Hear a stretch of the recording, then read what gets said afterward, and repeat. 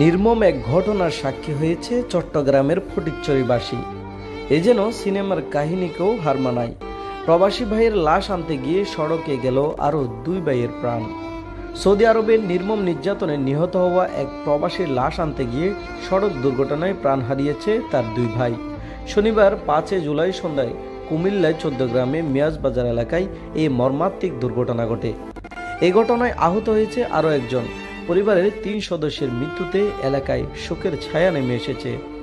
নিহতরা হলেন চট্টগ্রামের ফটিকছড়ির ভুজপুর ইউনিয়নের মোহাম্মদ বাবুল ও তার মামাতো ভাই ওসমান গনি। আহত হয়েছেন তাদের আত্মীয় বশির আহমদ সওদাগর। তারা সৌদি আরবের নিহত প্রবাসী মোহাম্মদ রুবেলের লাশ নিয়ে ঢাকা শাহজালাল আন্তর্জাতিক বিমানবন্দর থেকে ফটিকছড়ির উদ্দেশ্যে অ্যাম্বুলেন্স যোগে ফিরছিলেন। পথে 14 গ্রামের মিয়াজবাজার এলাকায় পৌঁছলে লাশবাহী অ্যাম্বুলেন্সটি পেছন থেকে একটি লরিকে ধাক্কা দেয়। এতে ঘটনাস্থলেই প্রাণ হারান বাবুল ও ওসমান গনি। আহত বশির আহমদকে কুমিল্লা সদর হাসপাতালে ভর্তি করা হয়েছে। দুর্ঘটনার পর স্থানীয় পুলিশ দ্রুত ঘটনাস্থলে গিয়ে লাশ উদ্ধার করে এবং যান চলাচল স্বাভাবিক করে।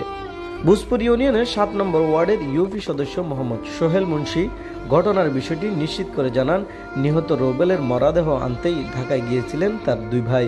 ফেরার পথে ঘটে এই হৃদয় বিদারক ঘটনা। মরদেহগুলো দ্রুত পরিবারের কাছে পৌঁছে দিতে স্থানীয়ভাবে উদ্যোগ নেওয়া হয়েছে। মিয়াজবাজার হাইওয়ে থানার সার্জেন্ট মোহাম্মদ সাকলাইন জানান, দুর্ঘটনার পর অ্যাম্বুলেন্স ও মরদেহ থানায় নেওয়া হয়েছে।